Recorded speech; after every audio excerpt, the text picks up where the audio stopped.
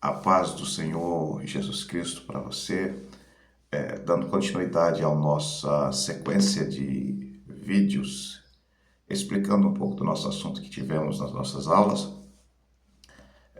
Eu queria começar com uma provocação nessa hora e perguntar para você: você acredita na existência de Deus? Parece uma pergunta simples e isso tem sido questionado ao longo dos séculos, se Deus realmente existe. E muitos recorrem à Bíblia para provar que Deus existe, e é certo que a Bíblia tem muitos bons argumentos mostrando que Deus é sim real e Deus é o arquiteto de todas as coisas. Porém, a Bíblia ela não parte do pressuposto, na verdade, ela parte do pressuposto que Deus existe, ela não tenta provar que Deus existe. A Bíblia ela começa com uma declaração impressionante. No capítulo 1, no versículo 1, diz: No princípio criou Deus os céus e a terra. Ela não está tentando provar Deus, ela está apresentando Deus.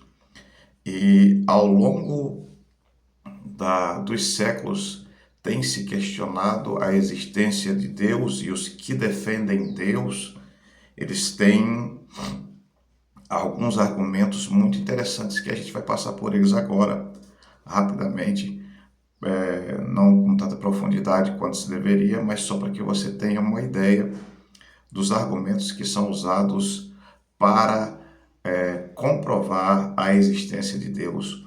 Um homem chamado Tomás de Aquino, ele disse que todo efeito tem uma causa e a cadeia não pode ser infinita. Exige uma causa primeira, incausada.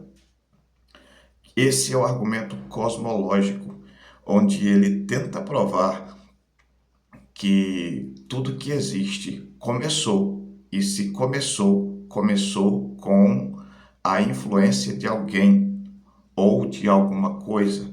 E esse alguém nós costumamos ou nós chamamos de Deus. Se tudo no universo, se tudo aquilo que começa a existir possui uma causa, qual é a causa última do universo? Esse é o argumento cosmológico. O segundo argumento que usamos é o argumento teológico. A ordem e a complexidade apontam para um design, o que nós vemos hoje não está em desordem, está numa ordem que foi colocada, que foi afinada, que foi desenhada de uma forma que, por acaso, ou o acaso, não daria conta de colocá-la ou fazê-la do jeito que está. O teólogo William Paley, ele disse que a ordem, a afinação e o design complexo do universo apontam irrefutavelmente para um designer inteligente. Alguém criou isso que estamos vivendo. O Sol está posto no centro do nosso universo e a Terra está exatamente no lugar que deveria estar para poder ter vida. Os planetas que estão mais próximos são muito quentes, os planetas que estão mais longe são muito frios e não teria como suportar a vida. Mas o planeta Terra está exatamente no lugar onde deveria estar, exatamente no lugar onde se propicia a vida. O terceiro argumento é o argumento ontológico. O argumento ontológico é apresentado por um teólogo chamado Anselmo da Cantuária. Ele era bispo da Cantuária e ele propôs a seguinte tese: Deus é o ser do qual nada maior pode ser concebido. Para ser o maior possível, deve existir na realidade e não apenas na mente. Tudo o que existe fora da nossa mente, e dentro da nossa mente não há nada maior que Deus. O quarto argumento é o moral.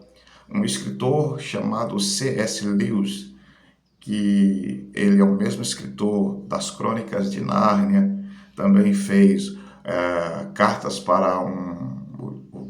do Diabo para o Seu Ajudante, ele escreveu o livro Milagres, ele escreveu diversas outras obras. Ele chegou à conclusão que a existência de Deus, da existência moral de uma lei objetiva, universal no coração do ser humano, o que pressupõe um legislador moral anterior. Todo ser humano, ele sabe o que é errado e o que é certo. Mesmo ele não tendo contato com a Bíblia, mesmo ele não tendo contato com as nossas leis jurídicas, ele sabe o que é certo, ele sabe o que é errado. E como ele sabe disso? Se ele sabe e tem ideia do que essa lei pressupõe-se que há um legislador primeiro.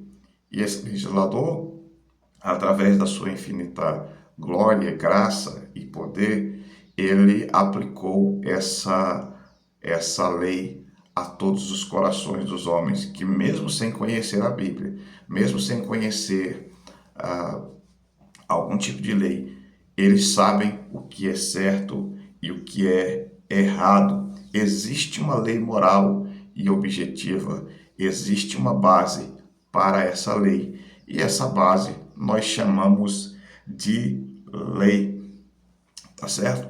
Então, para você entender o que é teologia própria e os argumentos da existência de Deus, e entender que a Bíblia, ela não visa provar Deus, a existência de Deus. A Bíblia, ela parte do pressuposto de que Deus existe, é o Criador de todo o universo, e a partir dele tudo se fez.